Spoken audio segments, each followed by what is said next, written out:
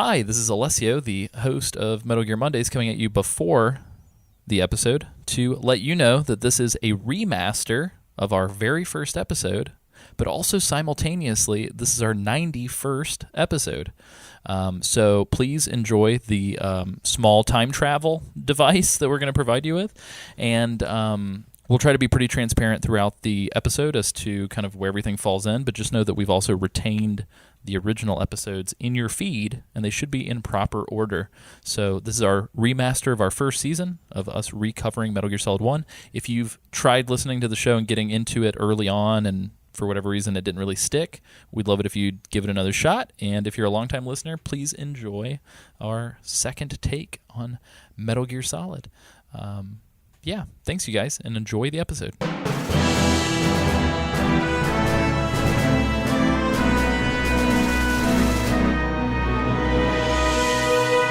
Ladies, gentlemen, boys, and girls, welcome to the first, or 91st, episode of Metal Gear Mondays, a Games Club comedy podcast covering all things Metal Gear from top to bottom, left to right, inside and out. As always, and for the very first time, I'm your host, Alessio Summerfield, and this week, we're doing something special. I know that you guys heard the pre-roll at the beginning of the episode, but just kind of wanted to set the scene, set the stage. This is our remaster, our redux, our recreation, our reimagining, and our redo. Please let me redo the test. This is our redo, our take-home quiz version of the final exam that we were sick for, of the first season of our show, covering the original Metal Gear Solid. It's going to feature sort of our more updated format, our fancy, better equipment, and better vocal cords, and all that jazz. Yeah, we want to use this as a example of the quality that the show will come to take, and give you guys a little taste of the future today in your podcast caster of choice. You'll see now there will be MGM Remaster number 1 and MGM Classic number 1. So if you, for whatever reason, would like to go back in time, as of time of recording, roughly almost 3 years into the past, to listen to a time capsule of the original version of this show, feel free. And kind of feel free to chart the journey with us. After this remaster season, we are going to drop you back off in the past in order to catch up with us. So Metal Gear Solid 2 will kind of revert back to the original recordings, though one day we hope to remaster those as well. But yeah, I'm not going to take too much time setting that scene for everyone who might currently be a longtime listener of the show, but I just wanted to set that context for new people. I'm joined by some very special fellas that are going to be here every step of the way for what you're going to be listening to. This week, I'm joined by Sam Wright. Hi, I'm Sam Wright. I'm the pretty one. But he's sick all the time for some reason. It's weird. Well, I had to cough that entire time, but I didn't want to interrupt your lovely introduction, and then I realized that me doing a real sick, nasty cough is probably the best way to get them real used to who I am as a person. Very nice.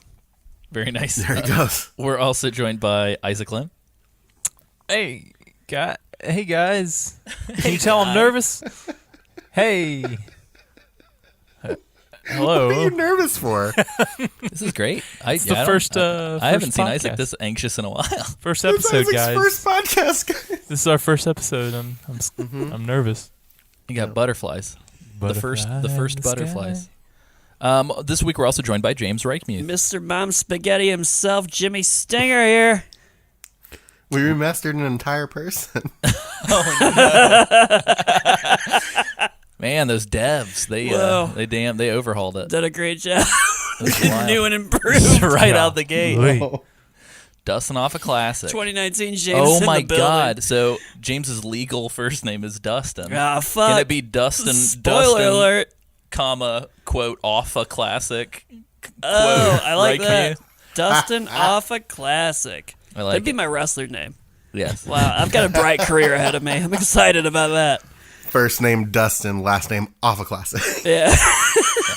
Excuse me, would Mr. Off a Classic please to the report ring, to the please? office? His parents are here to pick him up.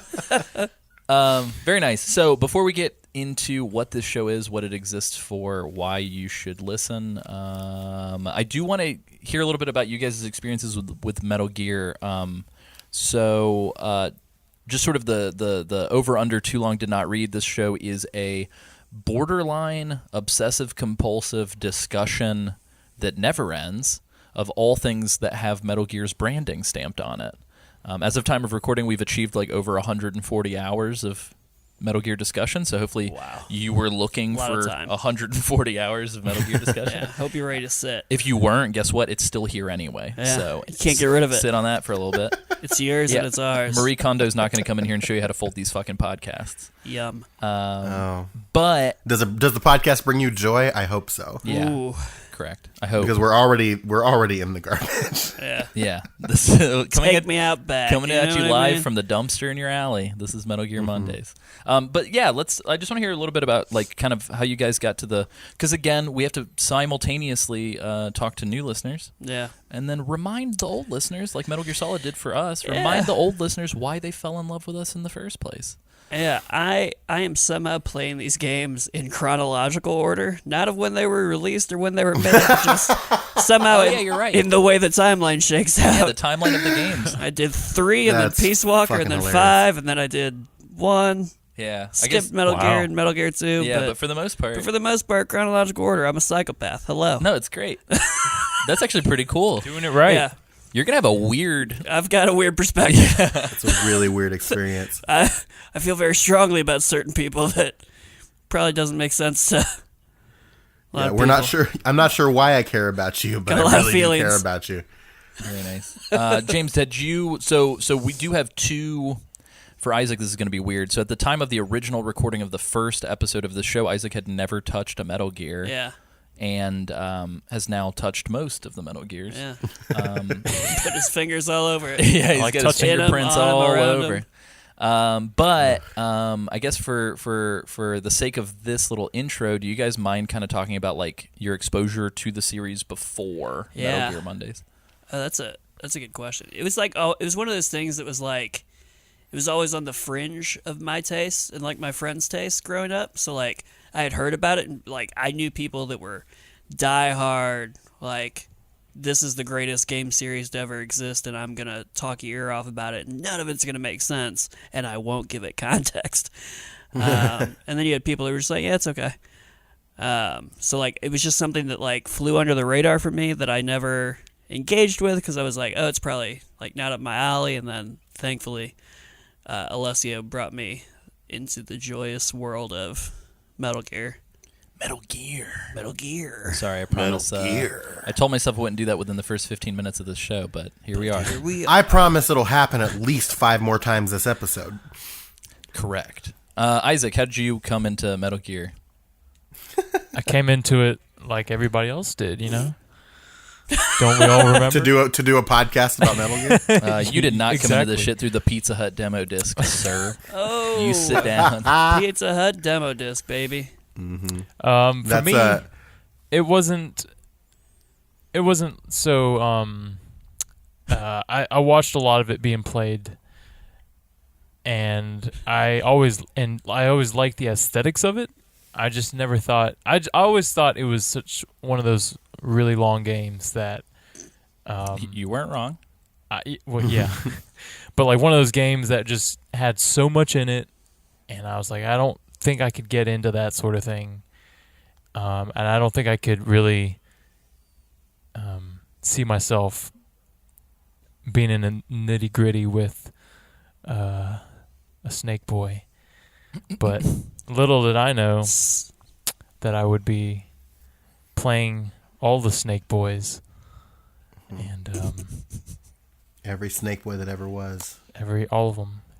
That's So, awesome. I mean, my first experience probably that I could remember is watching Alessio play through MGS3 way back when in middle school, I think. And staying late up at night watching him sneak around in the forest was kind of bizarre. I thought I was having a fever dream a lot of the time. But and then fast forward 10 years later or whatever, and I'm having to go through all these things with Alessio again, Who would have thought? This time it was like full me that circle. watched you Stuck sneaking in through some the... sort of time loop. A time Paradox. if you will. So Very good. I guess that's my Metal Gear experience. Yeah, and if you guys want Isaac's like spot on actual like in the thick of it first reactions, check out the classic episodes of this season and check out the MGS2 and MGS3 seasons because Isaac will give you his hot takes. And the MGS4. Some of them are quite and the Peace Walker hysterical. season. Yeah, just all of them. Just all of the seasons. Really, Metal Gear Mondays is a giant monolith of a podcast that's dedicated to Isaac's first reactions to these So games. it was a social experiment that you guys came up with, and Very successful. I wish that we could just do a podcast, like we go back in time and do a podcast about Isaac's first experiences with Oh like my everything. Like Isaac's Oh, first. you would Isaac's call it first. Meta Gear Mondays. There we go. Yeah, like there Isaac's, we go. Isaac's first lemon. Oh no, Isaac! can you Yeah, tell us about- Isaac's first ride of a bike with no training wheels. so I have a story for each of those. Guys, I feel the listener numbers dwindling yeah, as we Well, talk about this. All right, let's pick it back up. Mm-hmm. Sam, what was your first experience with Metal Gear? So my first experience, so my earliest memory of gaming, and I know that I had played other games before this, but my earliest memory was playing Metal Gear Solid's demo on the, we alluded to it before, the Pizza Hut demo disc back in the day, with my dad. My parents were divorced when I was really young, and when my dad was in the military, so he traveled a lot, but when he was stationed in Arizona with where I was, on the weekends I would go. On Friday night we had a tradition where we would get Pizza Hut and we would watch Boy Meets World, and then we would play video games, and our favorite thing to do was play this Pizza Hut demo disc. And I loved the Metal Gear Solid demo on that demo disc so much, I played it all the time, that my dad got the full game and we played it together. And that was like my first like tangible video game memory, and it's probably the reason why I'm a gamer today. So it was Metal Gear as a series was a very formative series for me and my gaming sensibilities. It's very important to me. Very nice. And my story is similar to Sam's, except minus all of the bonding with my father. No, mine does have a fun wrinkle. So my dad watched me play Metal Gear Solid, and was off the Pizza Hut demo disc.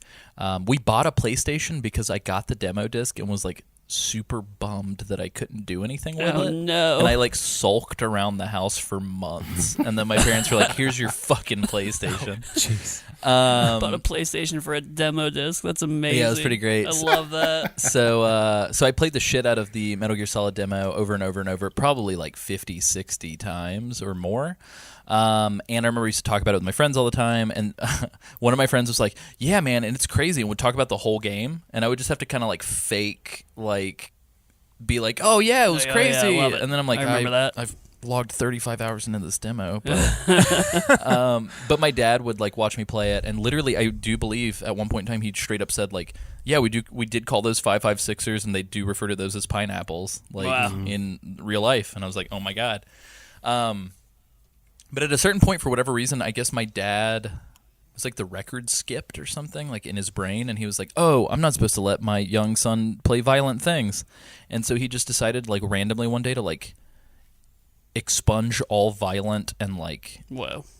seemingly like not good intentioned media for a young man like out of the house. Oh my goodness. So I'm talking like Final Playing in the Fantasy shed. Final Fantasy VIII got like shuttle launched out of my house. Oh my Like, God. Metal Gear Solid demo got like thrown out. Not the demo. Dude, like Jeez. all this stuff. And so I finally it's funny because all This the games isn't a fun wrinkle. yeah, sorry. Leslie was like, and then I got emancipated. Yeah. Bought myself a PlayStation. What's funny is like all the games that I bought with my like salary once I got a job and was like an adult were like literally just the games that my Picture dad you're threw like out. 8 years old. Like, yeah, I went back to the office and was like, hey, I need a raise in my salary so I can buy a fucking PlayStation. Yeah. My dad's lost his mind. But no, so what's funny is I didn't buy Metal Gear Solid down the road. What I ended up doing was I traded with a guy that I knew in school and got his copy. Whoa. because for whatever reason, I guess his parents had seen like the Cyborg Ninja hallway, and they were like, "This is too violent for our son," so he had to get rid of it. So I was like, "Oh, dude, I'll trade it from you." Yeah, growing up in the Southeast, if you're a listener from the Southeast, you know what I'm talking about. And so I was trading with my friend, and I got his copy. And I remember, in order to kind of masquerade it, because like I think my dad had forgotten about it. Yeah. And in order to like not get in trouble, I like popped out the case and Sharpied over the cover where the M rating was. So there was like a black box, and I Sharpied it on the discs too. And so like I took it home, and my parents were like, "Oh, it's okay, whatever, video games." And I was like, "All right, cool." And that's how I snuck. Wow. Yeah, I almost pulled a snake and like tried to cram the whole CD case up my ass. Oh my God. But I didn't have nano machines to repress my digestive system, so it wouldn't have worked. But yeah, You didn't want to awaken anything. Oh, of course. I was a grown boy, so That's real. you know.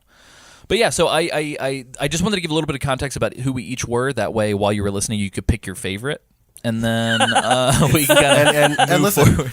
Love it. There's no right answer to that question, but it's okay if it's me.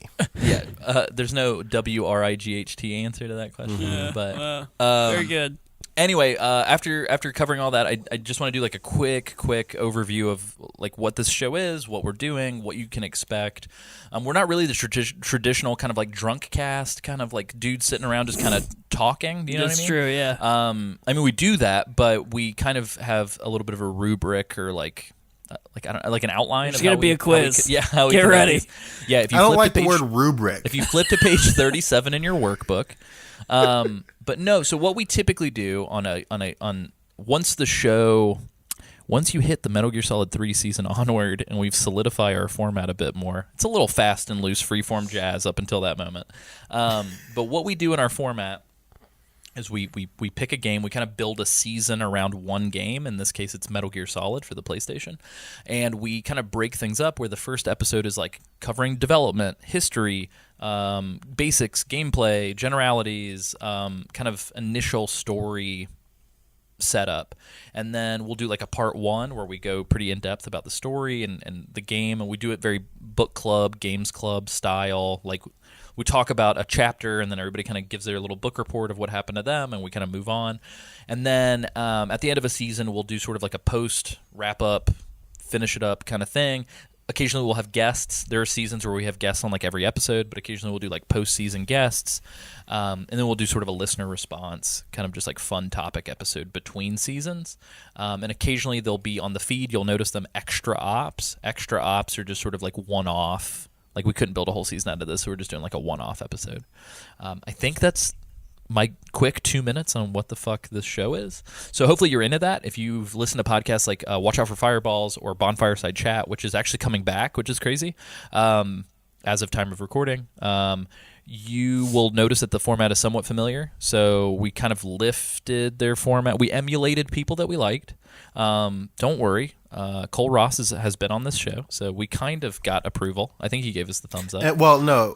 Cole Ross has been on the show, and Gary Butterfield called this show what was it, a fucking corker? A certified corker. A certified corker. Which You I'm take not that quite sure to what that mean- means. It's like To mean what you want it to mean. Yeah, I think it means like a champagne bottle cork popping. Like it's a real Okay. No, it's corker. Okay. Yeah. I'll take it. Celebrate good times. I'll take Come it. on. So yeah, so we're endorsed. It's fine. But yeah, so that's kind of the lay of the land, so to speak. And so we kind of. And in case you hadn't figured it out, our podcast comes out on Mondays. What? Oh yeah, correct. That's a thing as well. If before we even get into this, you decide that you like this, please subscribe, please rate, please review, do all that stuff. But also, you should check us out. Metal Gear Mondays is on all the social media with that title. We're at Metal Gear Monday on Twitter, and then you should check us out on Patreon. You get cool stuff like extra podcast. It's a whole other show. But we'll talk about that at the end. Just wanted to throw that in there right now because I have to, because this is a pseudo job. He's legally obligated to do it. Yeah, That's James just is holding how a he gun is. to my head. Yeah. Whoa. But yeah, so do you guys want to get into our very first thing that we're ever going to talk about, which is Metal Gear Solid? Whoa. No. Oh. Let's do it.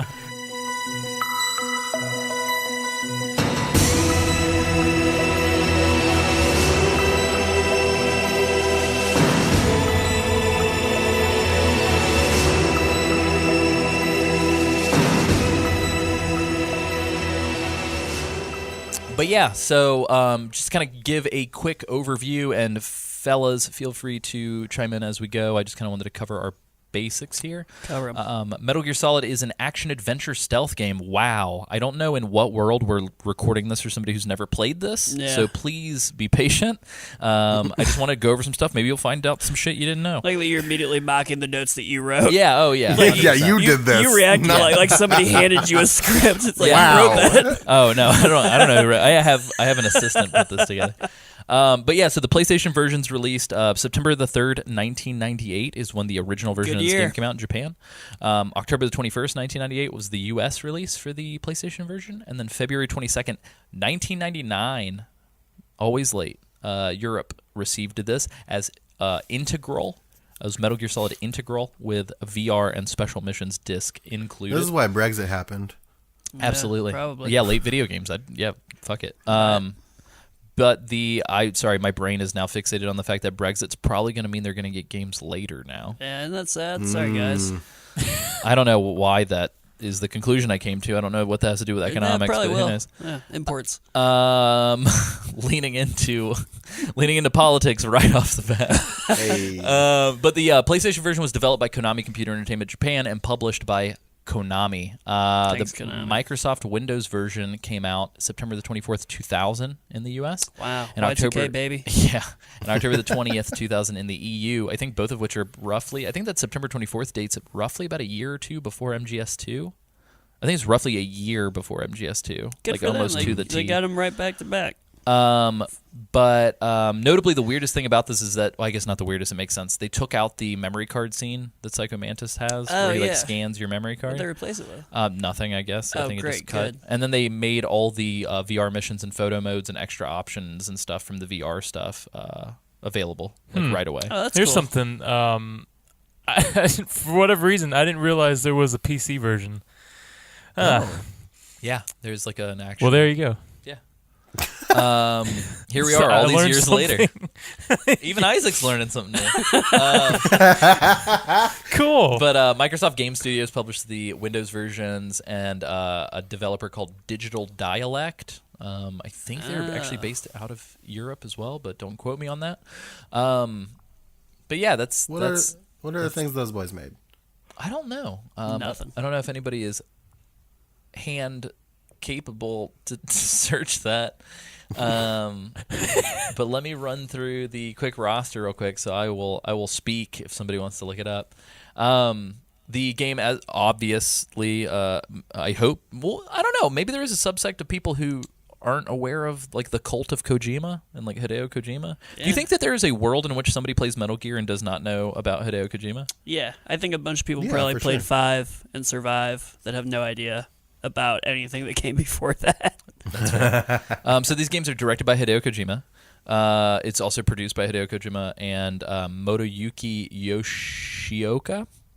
Tried to nail that. Designed by Hideo Kojima, programmed by Kazunobu Uehara, and the artist is Yoji Shinkawa, who we will see time and time again, and I believe is also working on Death Stranding. Is written by Hideo Kojima and Tomokazu Fukushima, and our composers that we've got listed here are Kozuyuki Maruoka, Hiroyuki Togo, Takanari Ishiyama, Lee Jong Myung, and Maki Kirioka. I think I got those. Did I get You those? crushed that. Probably. Yeah. A+. So yeah, fingers crossed. Sam hit me with the probably. I think that is the most encouraging post-Japanese name reading statement I've ever received from Sam. Usually Sam's like, God, you're awful at these. You're pretty good. But yeah.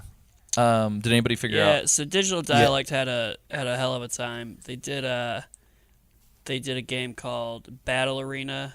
Wait, is it Battle Arena Toshinden? Yeah. Oh, so Well, they it's did so the do ports, PC then. They the did- PC port. They do ports. Yeah, so they Looks did like the PC looks like port they of did a Toshinden. Game Boy port too. Oh, Little Looks like Oddworld. Oddworlds, Exodus, and Odyssey. Well, Yeah, Sam coming in great hot. times. For Game Boy? For the For PS1, PS1. and the PS3 network, Oh, weird. whatever. And the IHRA Motorsports Drag Racing, my game of Woo! choice on Friday night. Oh, you skipped Adrenix. Oh, A Hunix? Adrenix. is it like a phoenix made of dreams? Because that You sounds take on the role. fucking awesome. You take on the role as the ace pilot Scott Griffin, an ex-MedTech employee who joined a terrorist group after MedTech kidnapped his girlfriend. Wait, you're playing as a terrorist? Yeah. Good. Cool. Nice. Cool. Thanks, Digital Cool, cool, Dialect. cool, cool, cool, cool. Totally not problematic. Cool. But yeah, let's dive into development a little bit on this one. So Kojima originally planned this. This was actually kind of new information to me. So apparently Kojima and everybody. So real quick, I'm going to super plug a guy named Terry Wolf right now. The goal is, I think we're in the process of actually kind of getting him for the show for later episodes. So hopefully look forward to that. Hell yeah, Terry. But Terry Wolf, otherwise known as the guy who wrote a lot of the articles and pretty much everything that's on MetaGearSolid.com or .net, I think. He published a book called The Kojima Code, and The Kojima Code is pretty cheap on ebook on Amazon, so I would check that out. Or you can buy actually like physical copies. I think they're like $20 or something. Yeah, the ebook's like $8. Yeah, but he goes into pretty extensive detail on like Kojima's life from like childhood all the way to like I think right before Metal Gear Solid 3. Yeah. And so for this in particular, it's super interesting. So Kojima got in at Konami through like kind of doing odd jobs at like a really low level. Mm-hmm. And then after they kind of gave him differing levels of responsibility on like some super tiny like penguin platformer Was games. he doing like coding and yeah, so like he did some level? he did some coding. I think he also did some writing here and there. But eventually they were going to scrap. They were trying to do something like Contra-esque, but on the MSX2. And the refresh rate just wouldn't allow them to do super actiony stuff. Yeah. And so I think they were going to scrap the project, and then Kojima mapped out this whole like stealth hide and seek kind of game. And they're like, "Sure, kid, whatever." Wow. And I guess it ended up kind of being received pretty well to like a small niche group. Yeah. But one thing led to another. He ended up doing Metal Gear 2, Solid Snake, and we did episodes on all these things. But just to give you the quick cliff notes. He slowly but surely just kind of went from this like random dude to kind of having his own little tiny team of like 5 or 6 within people. the studio. Yeah, like a team within Konami. That's crazy. So even by the time this was going on, like right. he already like it wasn't he had already and they were all like kind of loyal to him and like really into his ideas. And, so like Yoji Shinkawa, who's the artist, actually did a bunch of art for Kojima during Police Knots, and I think even before that they had worked together. It's crazy because you got to stuff. figure there's like I can just imagine like the disconnect between like the visionaries like Kojima and then like the rest of Konami who's like probably just like part business people just trying to like fumble around and figure out how to make this video game work. And then Kojima comes in and he's like, I got some fucking ideas, dog. Well, and Konami, too, was primarily sort of like at one point in time, and I think now they're kind of going back to this, but at one point in time, they were kind of fixated on like gaming in the sense of like gambling gaming. Right. So like I think early on the roots of the company are kind of established in that. Yeah. But it's interesting. But anyway, so yeah, he had already kind of amassed his own little clique at this time. And Metal Gear 2 Solid Snake, which never came to the West until the subsistence release of Metal Gear Solid 3, had done really well in Japan, and he'd kind of gotten a name for himself. And Police Knots was actually supposed to be sort of his like weird director passion project, like masterpiece. Like he was like, I made this like action like visual novel detective story, and he like went all out, like beautiful music, anime cutscenes, like crazy detective thriller story. It was kind of like based on especially the book, the Kojima Code. It was very like masturbatory. Like he just kind of was like, turn everything up to 11. The things I love. I'm gonna this is like Kojima's desires of the game. This is like unfiltered Kojima. Yeah, and for whatever reason, I guess they were pressing him to do a third Metal Gear, or maybe he decided to do it. I can't remember what the reasoning was, but the whole thing was he decided to, since they made Police Knots on the 3DO, or at least that was like a version of the game. I believe the game has since been re-released on like the PlayStation 1 in Japan and some other stuff. We still have never gotten an official release in the States. That's of Police interesting. Knots. We will eventually cover it for the show because there is an English fan patch that you can apply. That's neat. But anyway, so Kojima was originally planning to release this Metal Gear title in '94, or work on it in '94 for the 3DO. Wow. But after Police Knots released on the 3DO, the system kind of got mothballed. Yeah. 3DO was that would have been the gone. darkest timeline. Yeah, Yeah. I feel yeah. Can you imagine? Alternate timeline where 3DO is king. Woo. Oh God. Real quick sidebar: was the 3DO console related to the company 3DO? I'm not sure. Does anybody know that? Yeah, I'm not sure. Yeah. I, Because I forgot that it was a console. Like, I remember the company, and then you'd mentioned that yeah. before we started recording. I was like, oh yeah, that was a thing for a little bit. 3DO's is really weird console. So I did buy I bought a 3DO secondhand forever ago. Held onto it for a little bit. Kind of futzed around with it. I think it had Yeah. Madden 94 on yeah. it or something. But it was this weird system where every controller had like almost like a SCSI port looking thing, and you could daisy chain like 10 controllers or something and do like a full stacked Madden game. Yeah. Yeah, everybody's a position player. Yeah, it was weird. It's a very weird system. But yeah, so anyway, so that happened, and then kind of at the last second, they were like, "Hey, let's consider this PlayStation." And I think at the time, based on what I was reading, it was still this weird experimental time where like Nintendo was king, and Right. anybody who'd like stepped up to Nintendo other than Sega had kind of gotten shot down. Yeah. So when Sony and Nintendo had their big split up, and Sony was like, "We're taking our disc shit somewhere else." See ya. When Sony unveiled the PlayStation, I think Sony was still kind of having difficulty kind of securing more and more third-party people to kind of move publishers over. are probably weary about it because it's like, what are you doing with this Yeah. disc thing, dog? And so Kojima was like, no, our shit needs to be on like high-tech stuff, Yeah. CDs. Like this needs to be like cutting edge. Like literally his goal was to like make the greatest game ever made, but Yeah. also like the greatest like PlayStation game ever made. Yeah. And so Solid as a moniker, Metal Gear Solid, the Solid is not only because we never got Metal Gear 2 Solid Snake in America. We did get Snake's Revenge. We did an episode on that. I don't want to talk about it. It's dog shit. It's a really bad game. It's awful. Yeah, seriously, listen to that episode. I think it's like one of the worst games we've ever played. I'm gonna need you to actually tell me how you feel. Oh, about no. Snake's Revenge. But since we never got the actual canonical Metal Gear 2, and in Kojima's words and many other fans' words, we never really got the canonical Metal Gear either. Oh. Like, our version of Metal Gear on the NES doesn't even feature a fucking Metal Gear.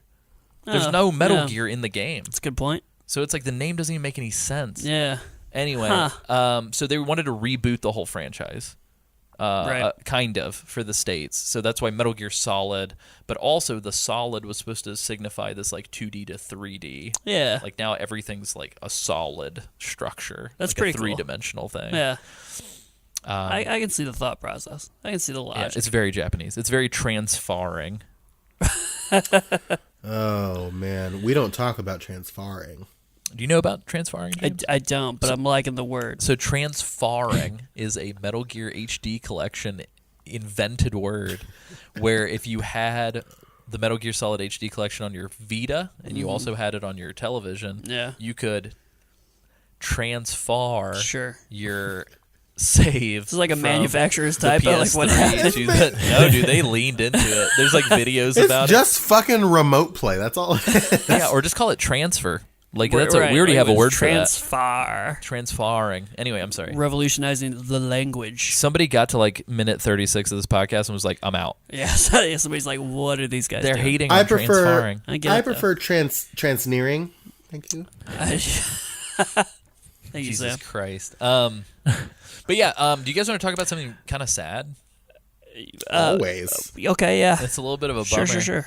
So Kojima wanted to make this like a very cinematic game, and we'll get into it. But this game's very heavy into like synthesized cinematography, Right. where it's like there's cameras and this is a movie. Like it feels like you're It does playing feel a movie. like a movie. His whole goal was to make like the most cinematic game, and then Resident Evil beat him to release. Yeah.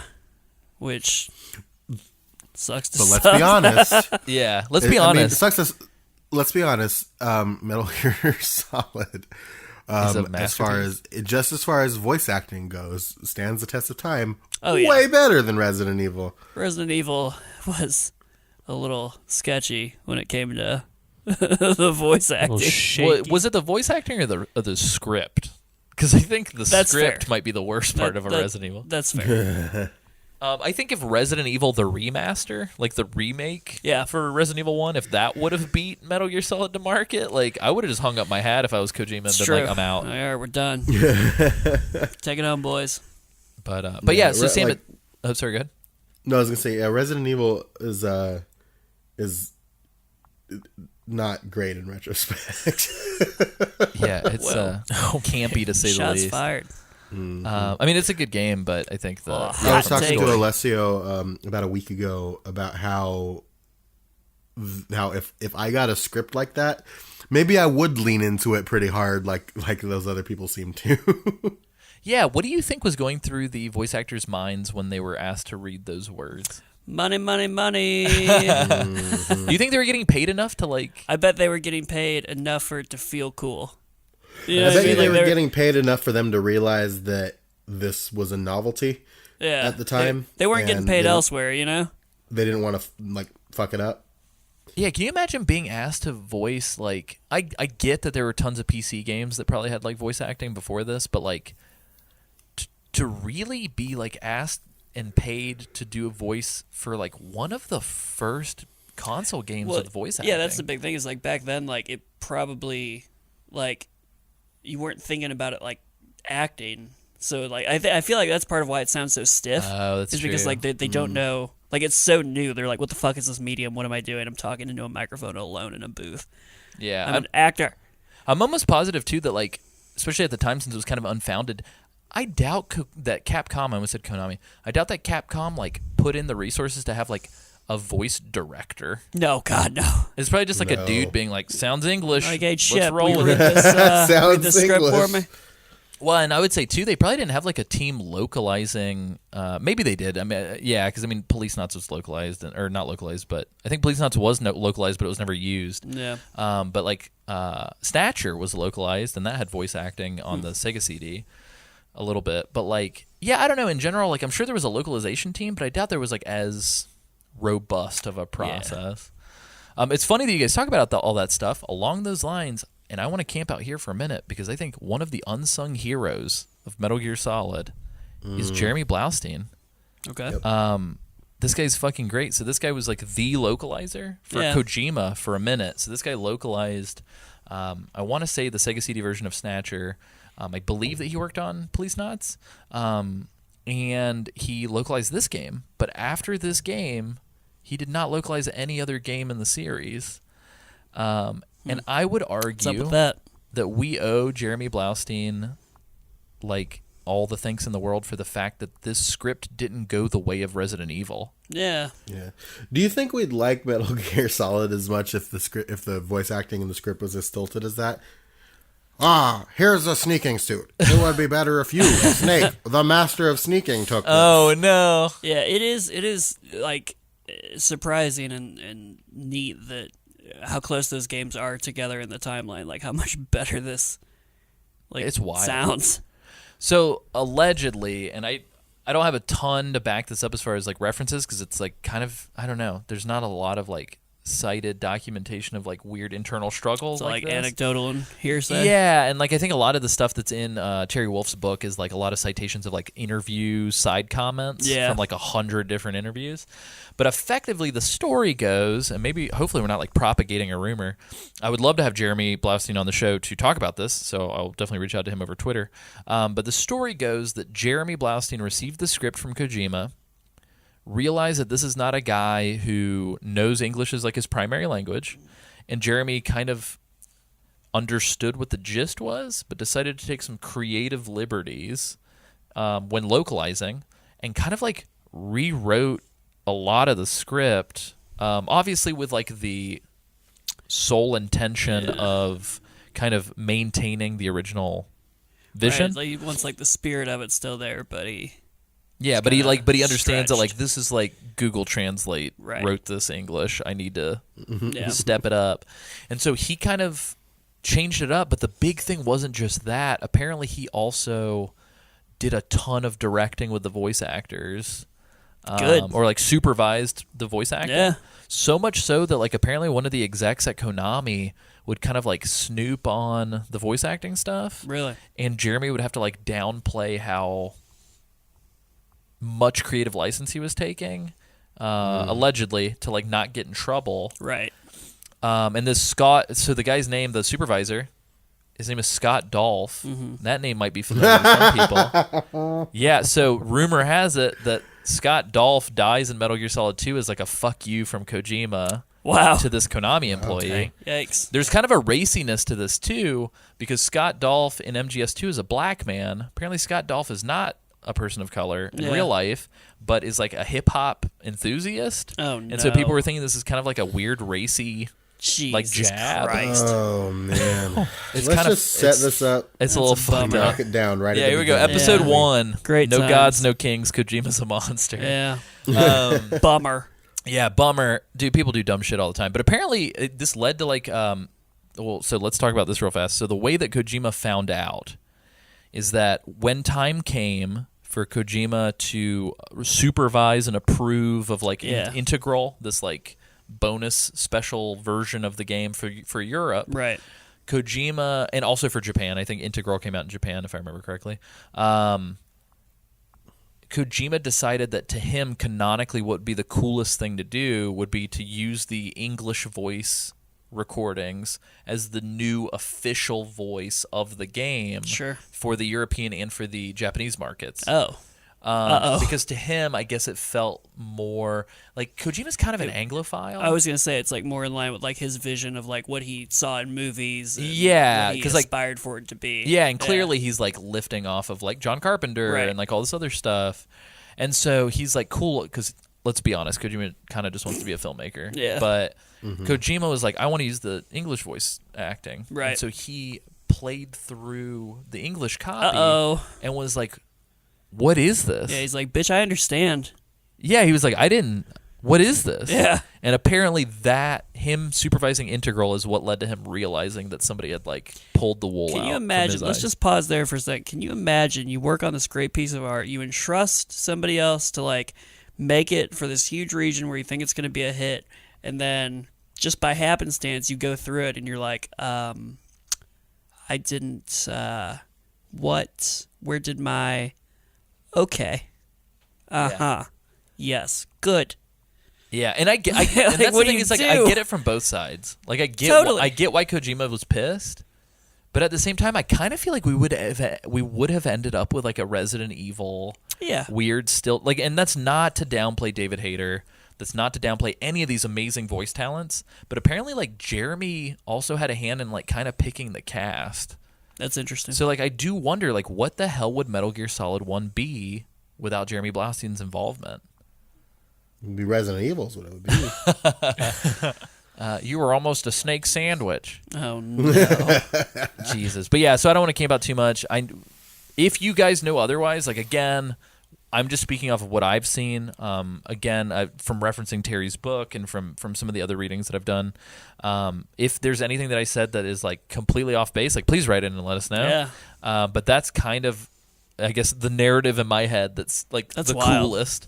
Yeah. What if What Big a Boss betrayal. and Zero I was were just influenced about to by say that. That's exactly what I was about to say. That's crazy. the will of the boss? Yeah, Jeremy is Zero.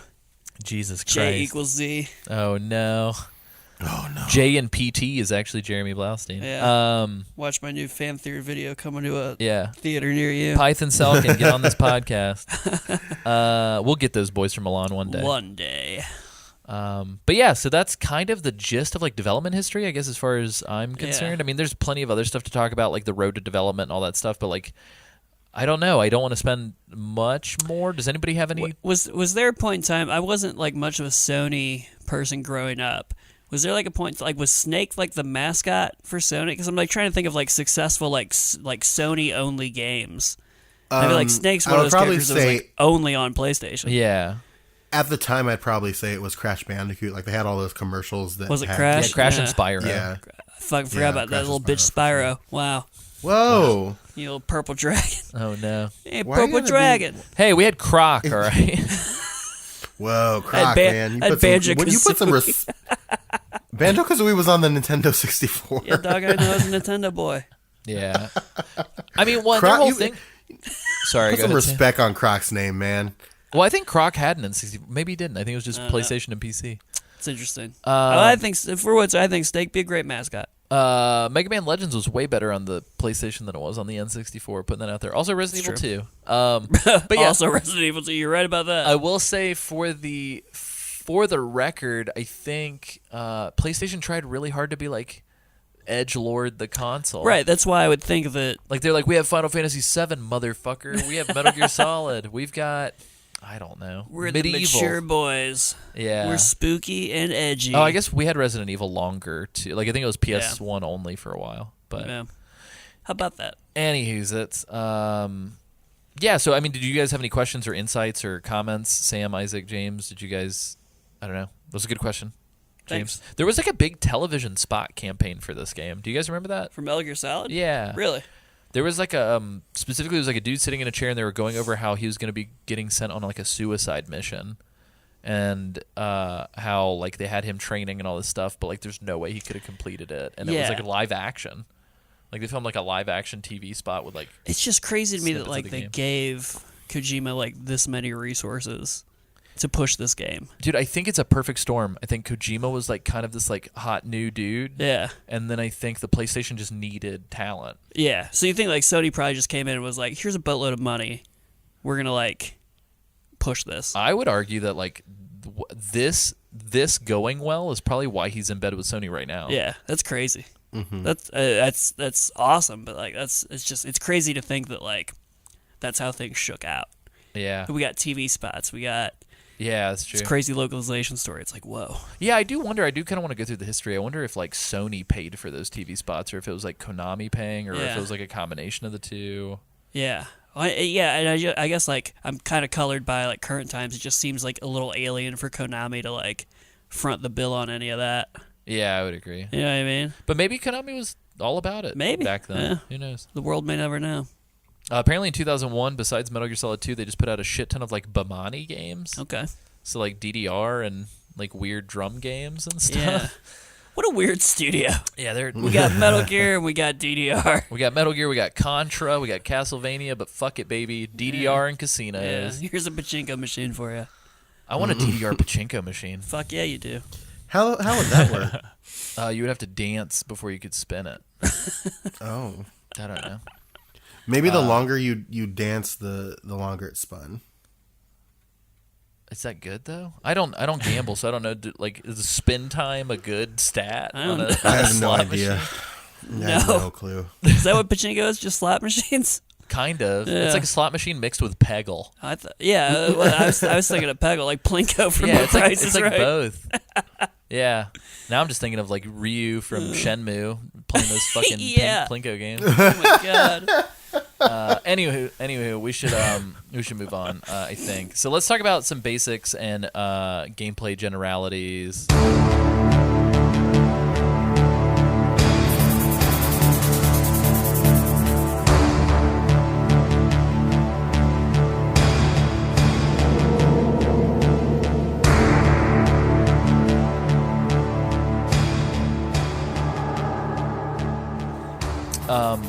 Yeah, so obviously, again, if you're listening to this, chances are you've played this. You're maybe pretty fucking familiar with how this game Might be a plays. veteran. But I would say for the most part, this plays like the 2D top-down games, but in 3D.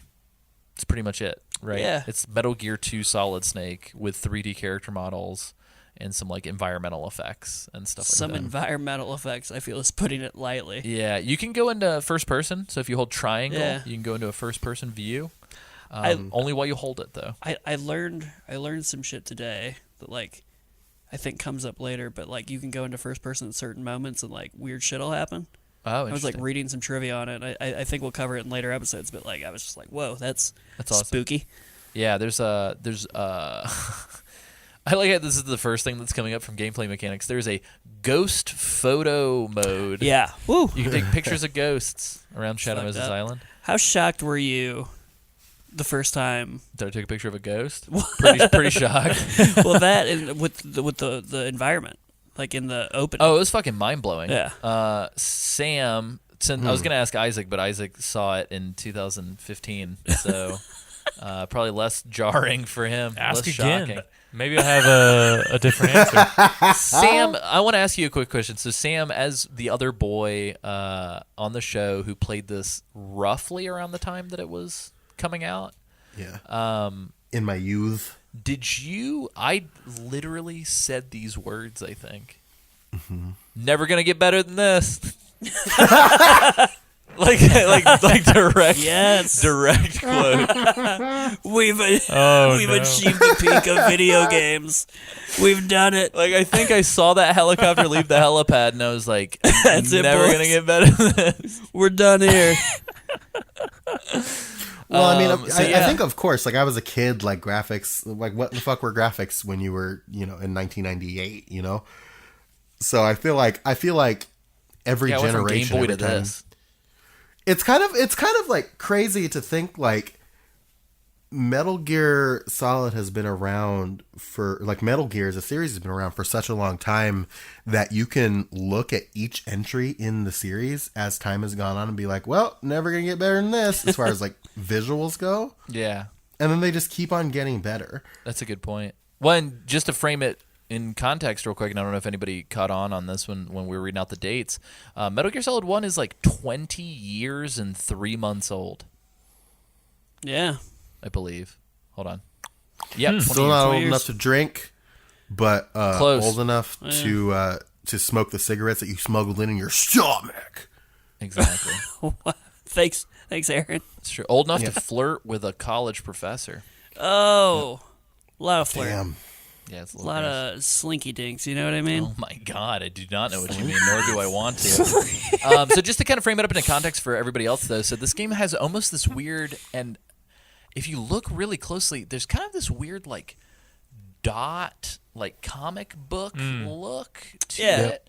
But they also have this weird, like, I feel like if you removed, like, the grime filter and, like, the snow filter from this game, it'd probably look really weird. Yeah. But it's got this, like, I would say era-defining, very PlayStation-ass, like, blocky, Yeah. polygonal stuff. You really see it in the hands. Oh, dude, like, the Yeah. hands and the Oh, for faces. sure. Like, it's like if Final Fantasy VII, if the dudes were made to look more... And, like, I don't mean that in a bad way. It's very distinct. Yeah. It is to the PlayStation era of games what pixel art is to the Super Nintendo. Totally. I would say. Totally. Like, when I think a really good way PlayStation, of this putting is it. what I'm looking at. Yeah. But like characters don't have eyes. Their eyes are That's a just good these point. like sunken in like black boxes Yeah. under their foreheads. And I've they also never don't thought move their about that. mouths. They nod their head when they talk. Yeah. Their mouths are just like a slit. Right. But it's like oddly really cool. Looks and like great. artistic. And Yeah. like it still kind of holds up. Yeah, it's definitely like stylistic and it's of a time. It's weird to me. Like I don't understand how brains process graphics, because like at the time when you see the graphics, like later on you remember it looking a lot different than it did. Oh and yeah. then like once that, like going back now and looking at older games, it's like it looks bad, yeah. but brains are weird. But this specifically has such a unique style to it that it's still like fresh and nostalgic and like the I don't know, atmosphere like is palpable. it would look Like, weird if it wasn't what it looked like. Yeah. Yeah, No, I get what you mean. Yeah, it's bizarre. you listeners get it. I know you do. There's just like I don't know how to describe it. So like so we've been talking about Metal Gear for a long time, and like longer than most people are at jobs. I feel Longer like, than most people have been alive. and I feel like if I'm being completely honest, was starting to get to the point where I was like a little burned out of talking about Metal Gear and playing Metal Gear. Towards like some of the later episodes. I mean, we've gotten fun and creative and stuff like that, but like just in general, I'm like, how the fuck are we talking this much about one game series? And going back and revisiting this original game, I was like, this is why. Yeah. I was like, this game's fucking awesome. Like I booted it up and like I don't know if it's just because I have such a nostalgia or whatever, but I heard the little Police Knots jingle before Yeah. the Konami logo, the little doot doot doo. You guys Hey, let's know go. it. Could you Sam, could do you it for me? could you cue that here?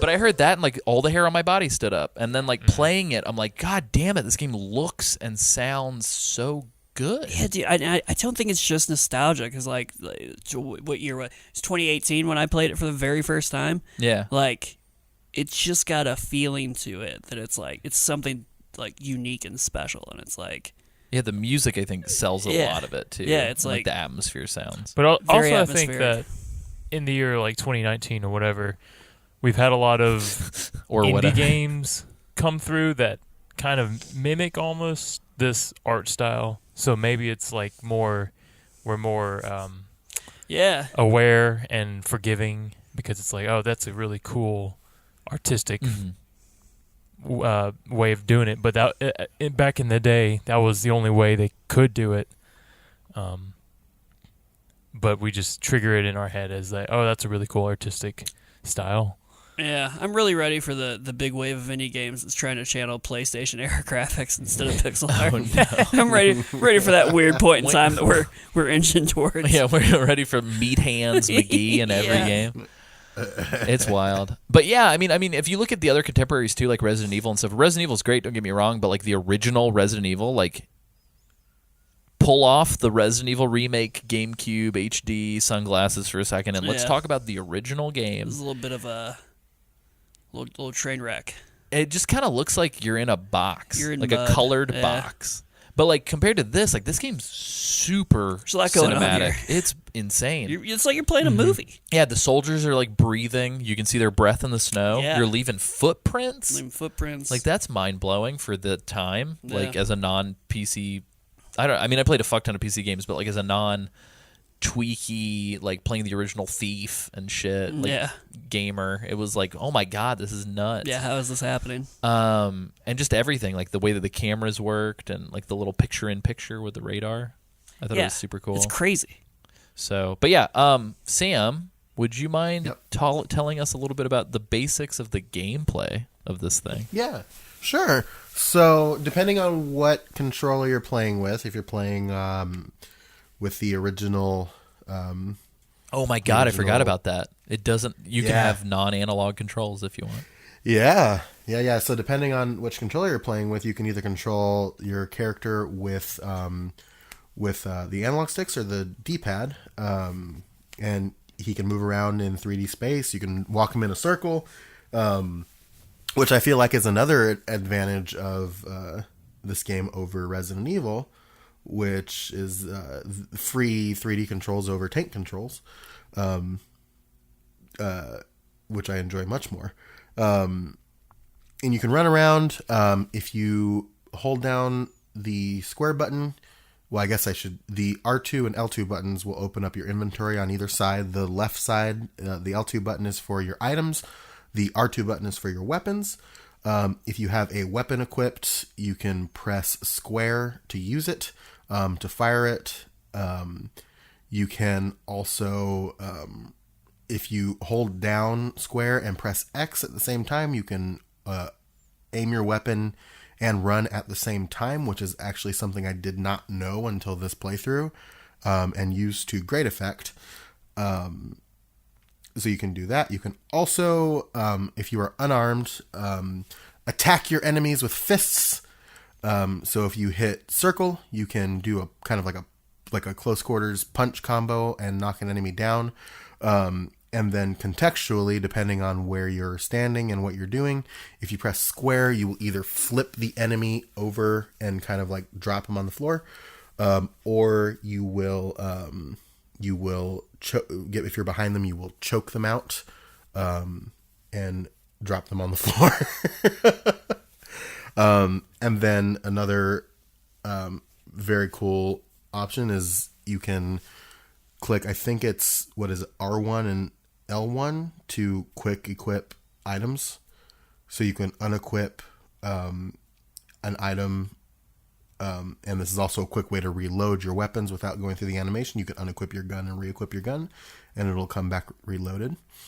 And then finally, It's a really good feeling when you do that, by the way. Like double, just like tapping it and Oh, having yeah. like the little, like it's so refreshing. It's super cool Sorry. and super good. And then if you press the select button, you open your codec, which is the method you use to communicate with your support team.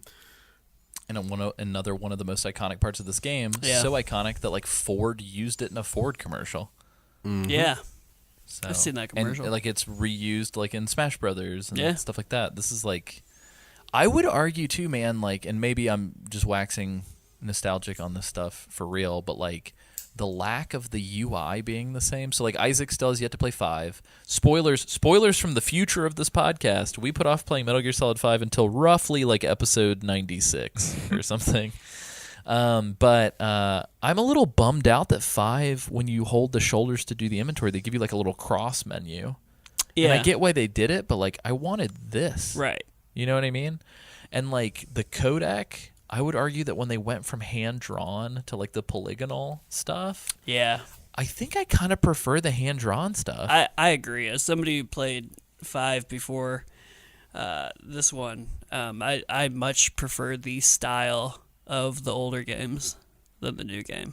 Which is weird because I know a lot of people are like, oh, I love that I Yeah. can listen to codec and move and do stuff in Yeah. 5, but I just find that I don't pay attention. Same. I do the same thing. I'm like, I missed things, and then I'm like going back and re-listening. Like, inevitably, what would end up happening is like I would just pause it anyway and just listen to it. Yeah. And it's like, And I don't know felt if, cooler and this you way. guys can chime in, and I'm actually curious to know how Isaac felt about this, being the person who, you know, you, James and Isaac being the people who like Damn.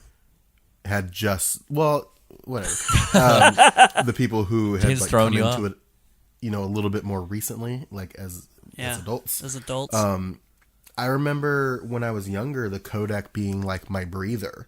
Like if I was in a if I was Totally. in a part where I was just like, I was like so stressed out that I just needed to stop for a second, I would just press select and I would just call people over and over again and talk to people. Yeah. You Yeah. get really cool stuff, and I love the way that they animate these animated portraits. They So, look like, great. They're like these little anime style, and I believe Yoji Shinkawa did all the artwork for these.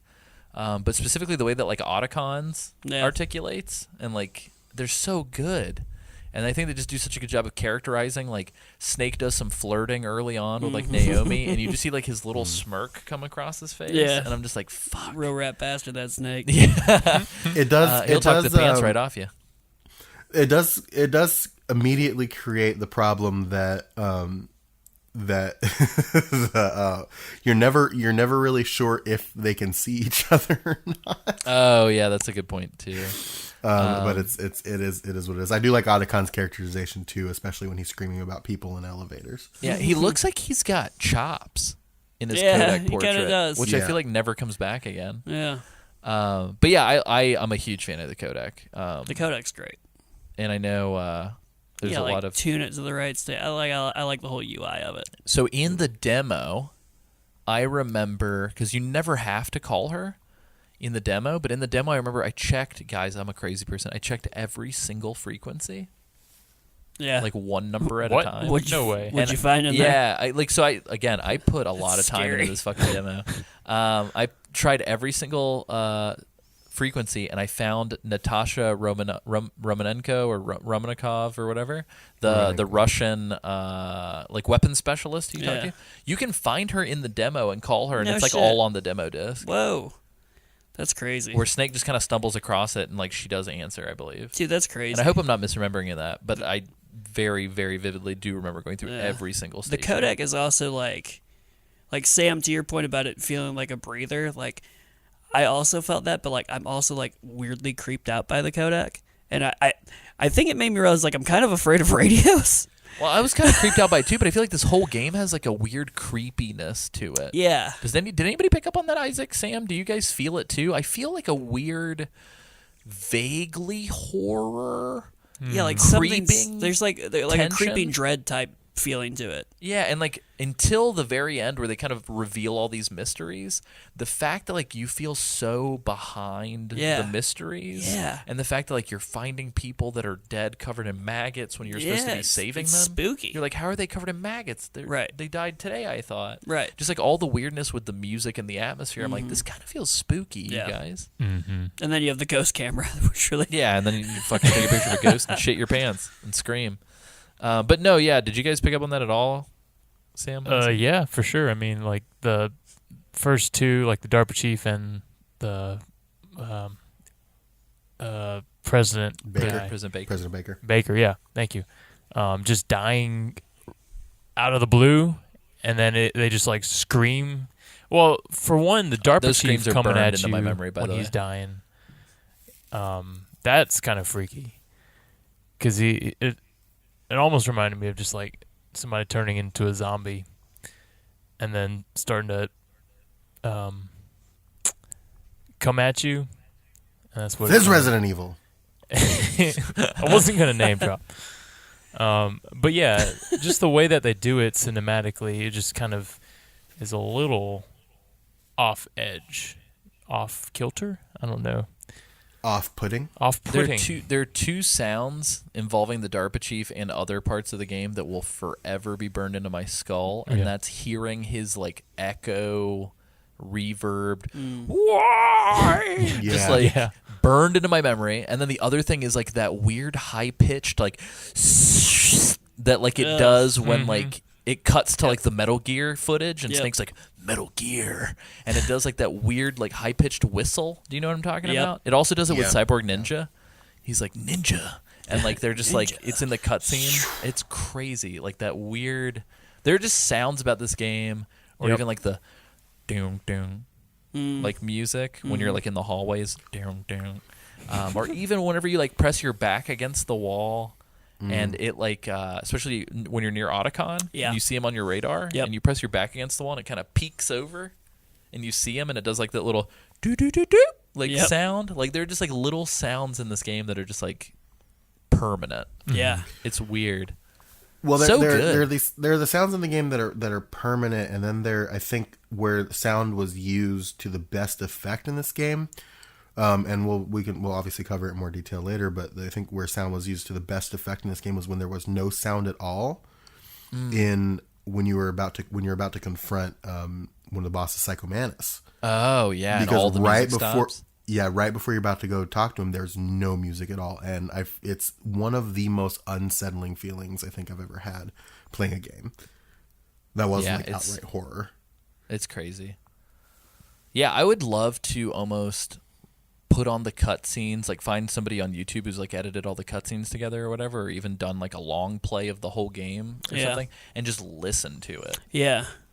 Because like honestly, like I feel like it would just like make for really interesting like audio play. I was gonna say or great audio something. play. Yeah. Yeah, it's because it's I all can see pretty that. distinctive. Yeah. I agree with that completely.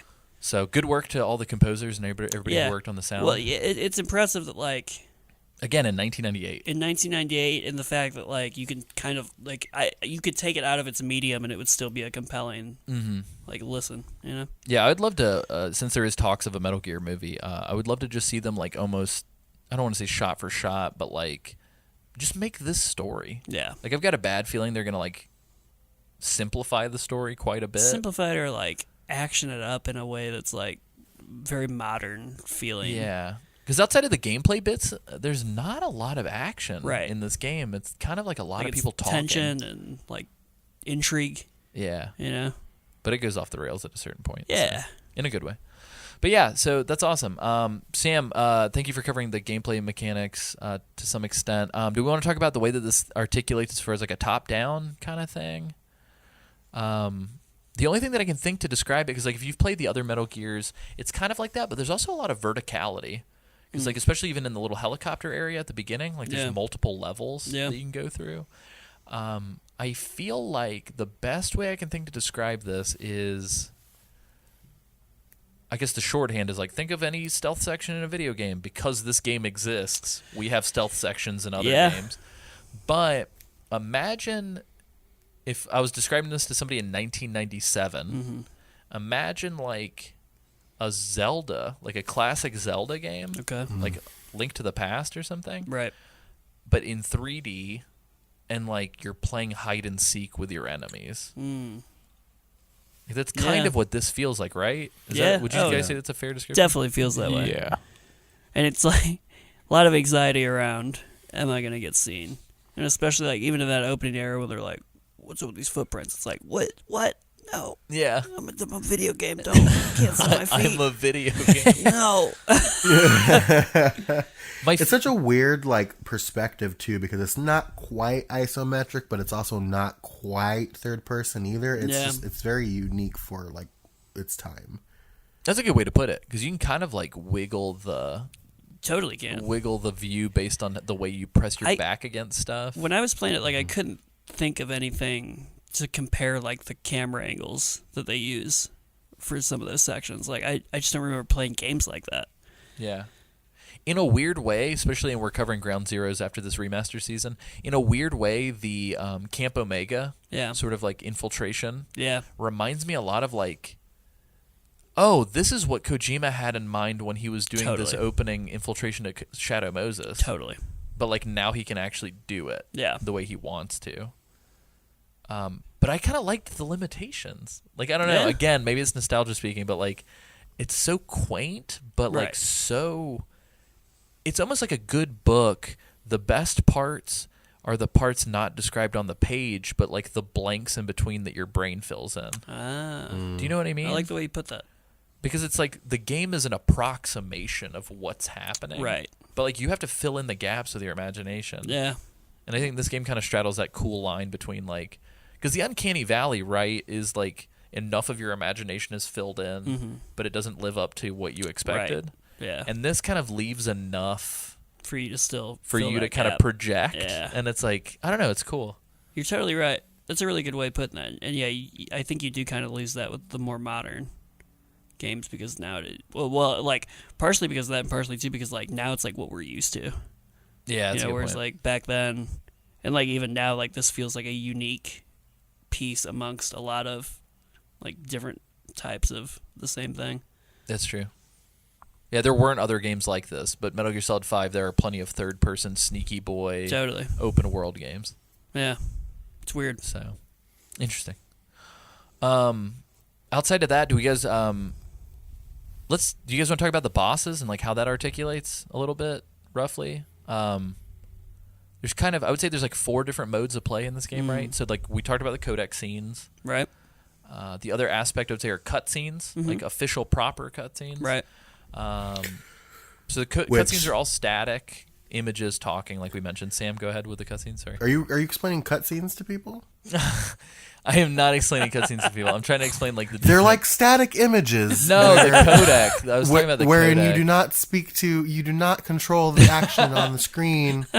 In modern versions, they sometimes throw a curveball at you and make you press a button sometimes to progress the action. That's called a quick time event. No, I wanted to distinguish between the fact that codecs are effectively just like 2 pictures of people.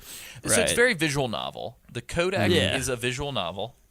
It's like 2 animations speaking to each other on a flat surface. The cutscenes are 3D in-engine. Yes. That's the other thing about this game, you guys. So, like, Resident Evil's a culprit of this. Final Fantasy's a culprit of this. During this era of games, nobody did in-engine cutscenes for the whole game. Yeah.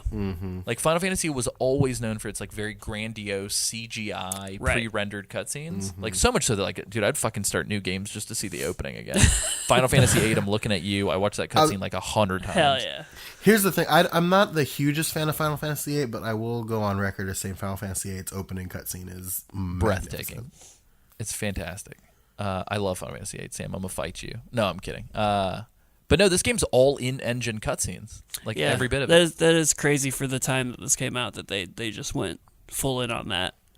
Yeah, they're like, fuck it, baby. Yeah. I ain't got no strings on me, Pinocchio. Let's do it. But yeah, so I think that also sets it apart from like a lot of the competition. And so those are the 2 modes. The third mode, I would say, is sort of this exploratory... You're finding items. Sneaky sneak. There's no HUD element that's like, you have to go here. I do love that about this game, too. Yeah. It's just, you have to intuit from the codec. When Colonel says, infiltrate the base, me got to get in there. Yeah. I'm so used to having my hand held by games that like that threw me off. I was like, I don't. But how? Yeah. Yeah. Where's my waypoint? Yeah, you do get your codec where it's like, Snake, press triangle to climb ladders. Right. But like other than that, it's just like, it's like get in the building. Figure it out, Johnny. Yeah, which is also like that mystery was cool Right. as a kid. Yeah. But you can kind of sneak around, pick up items, figure out how to get to your objective, and try not to be seen. So that's that third mode. The fourth mode of engagement, I would say, are these bosses. And the bosses kind of articulate like mini games. How would you guys describe the bosses in this game? I want to hear how Isaac would describe the bosses, because I think he has a very unique way of explaining spot stuff. on with his descriptions. Isaac, how would you? Am I? Man on the street, your mom shows up. She goes, Isaac, what are you doing? How would you describe these boss fights? Well, all What right. a weird framing device. Let me just frame this, right? The first time playing through, I played on normal, thinking, it'll be a normal experience. Normal means normal. Come on, guys. I know what normal Some might means. assume. It was not. And I died a lot, and I found it at times frustrating and hard. And the boss battles, while challenging, were different enough that it threw like each boss had its own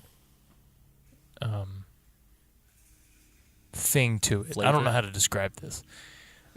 Yeah, every boss almost feels like a mini game, Yes. right? Because I feel like none of the boss battles repeat. No, style you have wise. like different styles and tactics for each one, and And that's Yeah. what I break liked up about it. Yeah, And then they're you good got at breaking up the gameplay. yeah. So You never know what to expect, especially your first time. You're Totally. like, oh fuck, what is this? What are we Yeah. doing? What's happening? You're like, I was Yeah. just sneaking, and now I'm here. I have to fight a helicopter. A what? Me just little man. How do I fight helicopter? That was me with the tank. I was like, excuse me, what? Yeah, Yeah. you want me to do what? Yeah. But cool. Yeah, it's good. So you fight kind of like a motley crew. Fighting a bunch of X-Men is what it feels like. Pretty much. But they do a really good job in this game. I don't feel like any other game nails the like super villain-esque like entourage of enemies that you're Yeah. going to deal with. Because like this game, so here's the deal about this game too. And this is, I think, very of the era. The cutscene that plays before you press start to get to the main menu, Yeah. they're not going to show you again in the game. Nope. And I feel like that cutscene contextualizes a lot. It's a pretty important cutscene. So, like, don't skip that it. Sometimes you can just Yeah. fucking skip and then realize they're not going to show it to you. You're going to go back and start over. Watch it after. Yeah. Also, there's like we didn't talk about the briefing sequences. We'll kind of curtail that here at the end. But the sort of attract screen, like if this was like an arcade Yeah. cabinet, like the attract screen is like them giving you the mission parameters. Yeah. And they talk about the guys you're going to deal with. So it's very like Dark Souls-esque. Like, let's build this mythology of who you're going to deal with. And it's just Colonel talking to Snake. And it's great because like Snake doesn't know any of these people either. No, Snake's so- just like, what? Yeah, so Snake's kind of like us, where he's learning for the first time as well. Right. And they're going through everybody, and they're just like, yeah, so we've got this, and all the names are adjective animal. Yeah. Yeah. So it's like, we've got Decoy Octopus. He's the greatest at disguising himself. We've got a Vulcan Raven, Giant, and Shaman. Yeah, yeah. exactly. Everybody says Shaman. Thanks, It's fucking- Colonel. yeah, perfect. Yeah, and I love how Snake just like does not skip a beat Yeah. with it. He's like, okay, right on. What's next? And they pull Snake out of retirement. Like as soon as we get, like, Yeah. dude, it's phenomenal. As soon as we get into the meat of the story, It's going to be good. this game's spoiler. This game's like mostly dope story with some like really fun gameplay kind of interspersed. But yeah, it's crazy. They just like introduce this like big group of enemies, and you just feel like, holy shit, I want to meet all of these people. And I remember the biggest bummer moment for me was you never get to meet Decoy Octopus. yeah, right? It's like, shit, I want to meet Where this is guy. he? I mean, guess you do technically, but and it's he not dies. the same. But it's like I wanted to find him. yeah. You want to know? So you know what this always reminded me of, and I actually don't think that this is something that we have mentioned before on like future episodes or even in our original classic version of this game. It kind of reminds me of like a Batman Rogues Gallery. Oh, 100%. That they're Definitely. It's giving like- to you like right up front. It's Yeah. like, okay, this is the Joker and this is Catwoman and this is Poison Ivy. Yep. You're fighting some supervillains today, baby. Oh yeah, here's Clayface. He's the best villain in this entire universe. Yeah, it's awesome. I can't. Like are I you being love it. disingenuous right now? No, I legit. Yeah, he loves I Okay, love because I love Clayface. Clayface. Oh yeah, dude, Clayface for president 2020. Yeah. I feel like we're one bad day away from somebody pushing the president into like a vat of that fluid and Oh, just making absolutely. Clayface. We're close. Sorry, I had to have a moment of realization where I was like, I have to be Yeah. careful what We're- words I put into the we're world right there. we're We're on one the- bad we're on the day brink. away. Or good day, depending on how you look at it. You know That's what true. Sometimes he looks like he may already be Clayface. But Oh anyway, God. Get him. it's great. It's wonderful. You kind of going into this game, they do this really cool thing by establishing that. I then in my mind have this checklist of like dope shit that I know I'm going to run into. And then when it comes back in, I'm like, oh my God, I remember you're the guy. Like you're the G.I. Joe that I'm fighting. This is great. Let's do it. They do feel You're the like G.I. X-Man. Joes. They're like, I you're didn't the know you were a Silver Man. helicopter. Yeah, you're a helicopter. They don't give you the helicopter. No, they don't. Yeah, can you imagine? They're like, and Whirly Bird, the sentient helicopter. Tyrant copter. Giant and helicopter. It's like, I'm sorry, what? Snake's You like, heard me. fuck, they've got a helicopter. God damn it. We've got a guy with a fucking minigun, and you have to fight a literal helicopter. What the fuck? Yeah. Part of the job. Yep. That's why It's I went all to just retirement the first time. all just another day on the job. But yeah, so the ultimate goal is for Snake to render useless the Metal Gear, of which they are unaware of exists until midway through the game. Yeah. The plot beats are almost kind of like, honestly, like, let's talk like Metal Gear 2, and Metal Gear Solid, and Metal Gear Solid 2 are all very like Zelda, Metroid-esque formula. Yeah. Where it's like these games all have a formula. You're going to deal with these bosses. You're going to do this thing. There's going to be this double cross. And then you're going to fight a big-ass robot called Metal Gear, and then end credits. Yep. Metal Gear. But what's so good is that like Kojima was aware of this formula, leaned into it hard for this game, all for the fucking ultimate payoff that is the game that comes right after this, where they're like, hey, you know that formula? Fuck off. Yep. Like, and I want, I guess you could say Breath of the Wild's kind of this. I want that like MGS2 moment for Zelda. Yeah. Where it's like, oh, you were expecting this, were you? Haha. Like, but yeah, anyway, this is great. This game's great. Sets the stage for some phenomenal games to come after. Do you guys feel like we've covered everything? Is there anything that we're missing in this generalities kind of overview? Remaster? Do we want to go into the briefing since it's on the main menu? First, Oh, or that's do we right. wanna Yeah. I wanted to talk about that, I guess. I guess we could probably talk about the VR missions very lightly. There's not a lot on disc.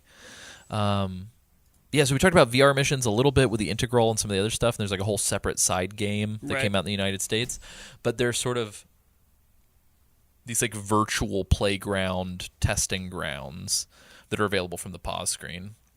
So if you go into like options, you go to VR missions, and there's sort of this like, hey, here's 10 maps, don't be seen. Yeah. Hey, here's 10 maps, use your pistol to neutralize all the enemies. And they're kind of simple. Yeah. And the VR missions disc is just like 300 of those. They get weirder and weirder and weirder and weirder. And there's even like a murder mystery clue. What the fuck? Set of 10 that are very. It's like, yeah, discover who made the murder, and you're like, what? Oh, that's the best. It's phenomenal. That's crazy. There's also one where you fight a Shadow Moses soldier that is the size of a Godzilla. Love that. It's wonderful. That's a Genola. Yeah. Genola. But yeah, so there's those VR missions for you to just kind of test your gameplay. Test your might. Yeah, test your might. But yeah, then there's also these briefing sections. Sam, do you want to tell us a little bit about this? Yeah, so we kind of touched on it when you turn the game on before you get to the main menu. You see a scene where our main character, who at this stage, if you've played it for the first time, you're not sure who this man is, but he's in the submarine driving towards base, and then you pop out of the submarine and swim towards this base, and they kind of explain the mission briefly, and explain like who you're dealing with, and it's kind of the lead up to the game. It's like the prelude. If before you start the game you do some digging around the menu, you come across this thing called briefing, where you can actually watch the briefing that Snake goes through before the mission in full. It's divided up into sections, and watching a particular section will unlock another section of the briefing that you can watch until you watch the whole thing.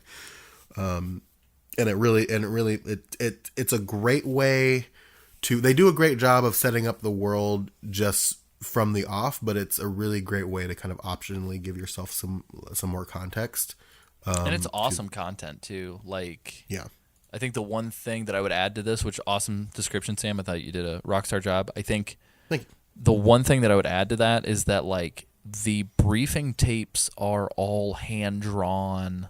It's like, imagine a Kodak frame, but it's like the whole TV. Yeah. And so it's like this hand drawn VHS effect.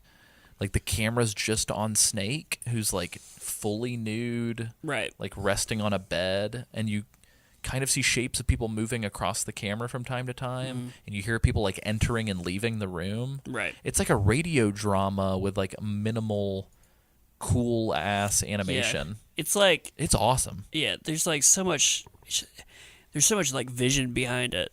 It's just like, why is this here? Like, how is this here? Yeah, You know, it's like- definitely like the briefing scene from fucking Escape from New York. Yeah. No, it's, Is it's what totally it's like. that. It's just that, Yeah. but it's so cool and really well It's done. super neat. So, And impressive, again, for the time. Like, yeah, good on you, Kojima, for Isaac, having a fucking vision. did you ever wind up watching the first time you played or this time? Did you watch the extended briefing in the menu at all? No. Did you know Isaac, it was there? Isaac on the spot. I didn't actually, and I never really actually went into the briefings. I don't think. Well, and If you have like an extra to 20 be- minutes on like Yeah. a play session, I'd recommend going into the menu and watching them because it's actually some really cool. It's really cool to like watch and Yeah. listen to. yeah, and I mean, shit, I'll probably dive back in and refresh myself on those before the next time we record. To be fair, in all honesty, modern gamers are probably very easily going to look past that shit because it kind of feels True. like my original thought the first time I ever saw it was I thought it was going to be like tutorial stuff. yeah. And it was just going to be like a little video showing you like how to do tutorial stuff. I Right. didn't realize it was like in universe, like contextual, like lore dumps. Yeah. You know what I mean? It's like a sign that like Kojima clearly had like more he wanted to say. Yeah. I always find it as a good sign. To Yeah. me, it's a really good sign when a developer is so fucking confident in what they're doing Yep. that like they're okay with like hiding dope shit. Totally. Because they're just like, whatever, you'll see it if you want to see it. If not, whatever. Yeah. And not even like hiding dope shit, but hiding dope shit when you don't really need it to understand what's going on.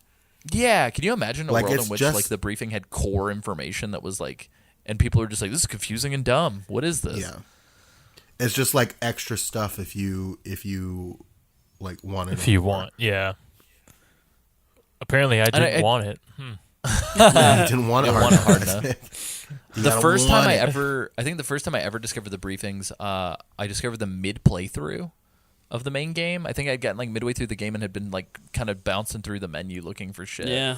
And I remember thinking, because I remember what it was. They talk about Gray Fox, I think, in the game. So when you encounter Cyborg Ninja, he's like Gray Fox. And I'm like, who the fuck is Gray? Like, why are you talking like I'm supposed to know who this is? And then I went into the briefings, and there's like a whole section where like I think him and Naomi talk about Yeah. her brother, I think, or no, she doesn't reveal it as her brother yet, but they talk about his ex, like partner or whatever, like ex compatriot, Gray Fox, or at least they reference like the fist fight in the minefield, I think. Right. And I just remember being like, "Holy shit, what? I know, This like, is what is crazy. this? There's so much stuff here." But I guess, especially for Americans, we didn't realize that there was like two prior Other games. Yeah. It's just like a sequel. Yeah, I never, dude. I'm gonna be honest with you guys. I didn't realize this game was a sequel probably until like MGS3 came Yeah. out. I can see that. Yeah, I literally did not know that there was a Metal Gear and a Metal Gear 2 Yeah. until like MGS3 was on the horizon. I think. So yeah, it's wild. This is a great game. There's a lot of depth. Cool. Are you guys down to dive into just sort of wrap up thoughts for the episode then? Yeah. Yeah, let's do it. Nice.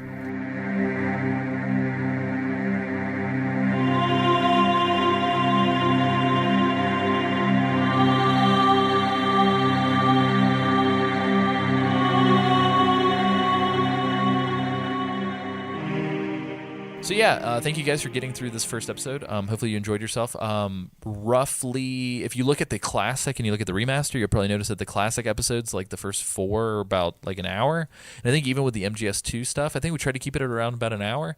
What ended up happening as we got into the MGS3 stuff was we realized that both the listeners and us enjoyed kind of talking a little bit longer form, and so this like hour and 30 is roughly about the average per episode. I think we do have episodes that are like 2 hours and 2 hours plus. We try to keep them between like 90 and 120 minutes. Sorry, Sam. Which people seem to like for some reason. Yeah, and we like them too, but Yes.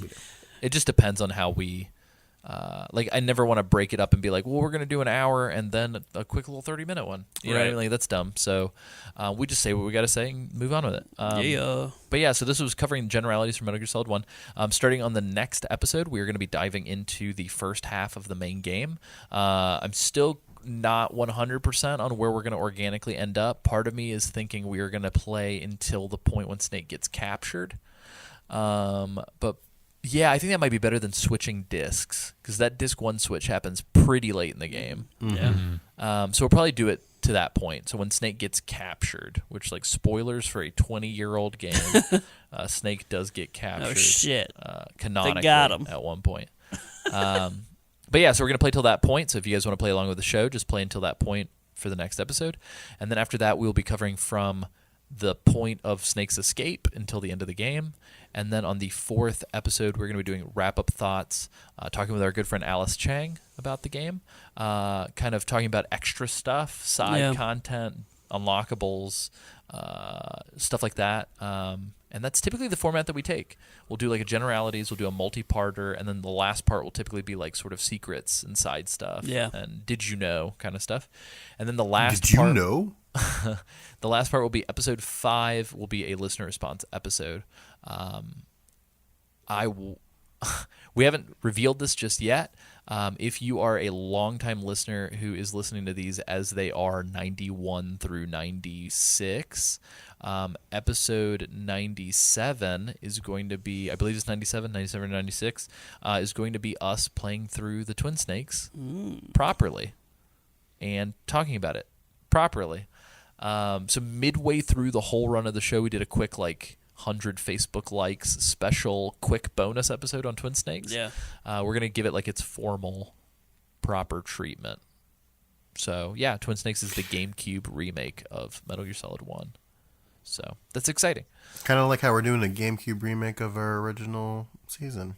Yeah, this is the GameCube remake of the original season. This is our Twin Snakes. Yes. We have become the Twin Snakes.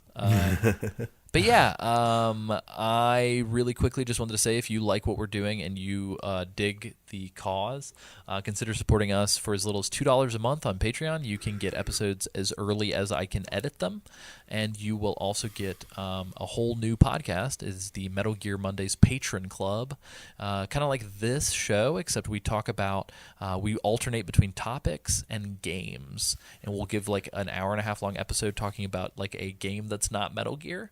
I think we've done episodes on Last of Us. We did an episode on God of War, the 2018 game. We've done episodes on weird shit like Murdered Soul Suspect. But we also do topics like games that we grew up with, or handheld games, or I think we did fighting games for one, and gamer budget discussion. That was kind of cool. But yeah, so consider that at $5 plus. Those episodes are way less formal. Yeah, and a lot of fun, just fuck around episodes, and they're fun. But yeah, for $5 up and $10 up, there's additional tiers. But that $2 up one, I think minimum, is worth a look. Outside of that, if you guys want to follow us, you can go to Twitter. We are at Metal Gear Monday. We're also on Facebook, Metal Gear Mondays. We're on Instagram. Sam does these awesome episode cut-ups. Kind of going through. I'm trying to think of the best way to frame it. It's clips. fun, it's like a clip. fun it's moments. clips. Yeah, it's like a clip show. It's people do highlight reels for Twitch or something, but it's a podcast and it's fun. They're great. But we're on Instagram, and you can also I think you can also check us out. It's a bit.ly/MGM store if you want to buy some cool shit that Sam has made. And the last but not least, we are on. We have an Amazon affiliate link. It's bit.ly/justabox. If you want to buy any of these games on Amazon for no extra money on your end, we get a little kickback. So thank you for that. If you guys listen on iTunes, please consider giving us a rating and a review. Specifically, those ratings help get the show seen more. So, yeah, that's pretty much it. I am motor mouthing like a motherfucker, which should be a tongue twister. Motor mouthing like a motherfucker. But I really quickly want to give everybody the floor to kind of plug themselves and where you can find them individually. So, James, where can people find you? You can find me on Twitter at James Reichmuth. You can find me at jamesreichmuth.com. Very nice. What kind of stuff do you talk about? Metal Gear stuff? What are you talking about? I tell a lot of jokes. I test out comedy on there sometimes. Mostly that. Some thoughts, some musings. Try to keep it fun. Nice. Sam, where can people find you? You can find me on Twitter at Sanjul. That's SANJUUL. I tweet about Metal Gear sometimes. I make jokes on there sometimes. Sometimes I talk about what it's like to live with depression and anxiety because that's something that people don't talk about enough. And sometimes I blend those two things together and it's poignant. And Sam just described himself as a human, I think, as well. Yeah. Very nice. Yeah, Sam's a good Twitter follow, and so is James. You guys are good. Isaac, I'm going to, on the record, say Isaac's an awful Twitter follow. Hey. Isaac, tell us about your Twitter account.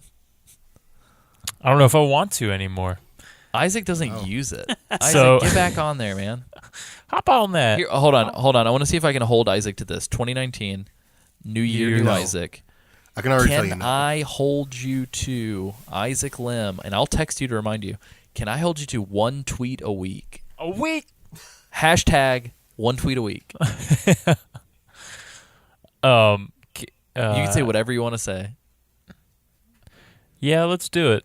We'll see how long it takes. Ooh, on the record. On the record. Are you fucking serious?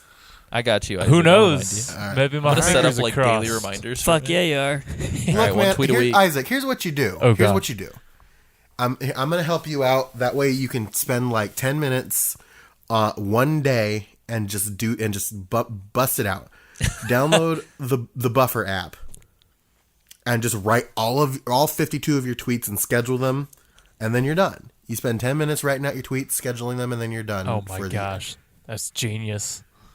Wow, Sam. Way to enable him Thanks, Sam. instantly. Look, this is why we can't have nice things. It's either this or nothing. Look, guys. Listeners, do you see do you see my sons? Do you see what I have to deal with We're every just day? going to start ghostwriting Isaac's tweets. We're all going to contribute to Isaac's Twitter. Great. Yeah, Patreon. I'm going to add a new tier if you want authorship on an Isaac tweet. No, that's a joke. Yeah. Did we mention what his actual Twitter handle was, or did Isaac, would you like the honors? Sure thing. If you want to follow me or tweet at me, my Twitter handle is at doesn'thaveatwit.com. Yeah, and if you follow the original episodes, I think you can track the trajectory of the birth of that Twitter account. Oh yeah. Are we just doesn't have a uploading our twit.com. consciousness to the internet? I feel like that's what's happening. Yeah, this is I like think so. a true living time capsule. Like you'll be able to track your growth as a person It's true. by going well, back like in. this is what the Living Tribunal has like been leading us towards this whole time is Holy shit, Sam's going off the deep end. They can recreate our bodies, but they can't recreate our minds. So What the fuck they are have to you use talking our about? tweets and our Facebook posts and our social media posts to really build a construct. of what our Amen. minds are like, so that they can Living fill our Tribunal. brains. They can fill our brains with like our actual thoughts, and that way they have a real lifelike model of us for when they inevitably consume the world. Yep, The lolly lulelo. sounds right. Sam, I love you. That was amazing. Oh man, the king of vamping himself. Sam Wright. That was phenomenal. Very nice. Well, yeah, it's been fantastic, you guys. I really enjoyed this remaster. I think I think we've done our past selves justice, and maybe we have not. Me especially. I think we've done our past selves justice, and hopefully not obstructed our future selves or generated problems for down the road. So, good on us. Good on the listeners. Thank you guys for listening. Amen. And before we go, I've got one really quick thing to say. Go ahead. Thanks, Sam. That's all I got to say about that. Thanks, Sam. That was a funny reference to the loud keyboard sounds that appear in MGM issue number 1 from November or September of 2015. Thank you. You're welcome. We can't go into the future without leaving our past friends behind. Got to bring that keyboard with us. Oh no, and the dog. Oh my God. Thank you, Sam. We recorded under duress, I think. We've come a long way. Yeah. We have audio foam on the walls now, and true. and sound dampening see curtains. This is the future. If only we would have known. But yeah, it's good. We need to do a classic sign off. I hope there is a single listener left to hear this happen by the end of this. Yeah, Sam. I wish that I would have gone back and made note of what the exact way that it came out was. Do you remember how we got to the line that we have to say to end the show? Originally? I don't. Yeah, I don't want to like. Here's the thing. Here's the thing. We could get there like we did the original time, but I don't want to put us in a box. You know what I'm saying? So Gotcha. I think that we should just leave them with a little bit of light knowledge. You know? Yeah, that's true. It's just a thought. The Living Tribunal wills it. It's just, I'm going to just keep saying this until it lands. Dude, just a thought. That's our new sign off. It's just a thought. She just like a thought. THOT. Oh, jeez. No, but Sam, you're right. It was good. You skirted around it a little bit, but I think we should just leave it at that box comment. It's just a box, right? Yep. Just a box.